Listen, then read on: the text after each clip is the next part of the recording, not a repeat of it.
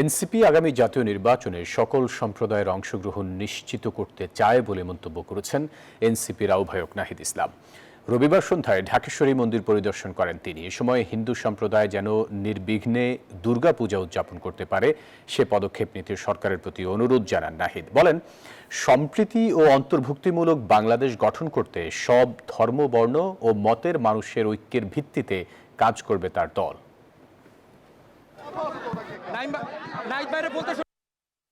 সকল সনাতন ধর্মাবলম্বী এবং ভক্তবৃন্দকে দুর্গা উৎসবের আন্তরিক শুভেচ্ছা জানাচ্ছে। আমরা বাংলাদেশে জুলাই গণ অভ্যুত্থানের পরে যে সম্প্রীতি এবং অন্তর্ভুক্তিমূলক বাংলাদেশ গঠন করতে চেয়েছিলাম, সেই বাংলাদেশের লক্ষ্যকে সামনে রেখে সকল ধর্ম, মতের মানুষের ঐক্যের ভিত্তিতে আমরা সামনের দিনে এগোতে চাই। জাতীয় নাগরিক পার্টি সেই জন্য কাজ করে যাচ্ছে। ওয়ালটন এখন দেশের সীমানা পেরিয়ে পৌঁছে গিয়েছে 50টিরও বেশি দেশে। ওয়ালটন, ঘরে ঘরে বিশ্বজুড়ে।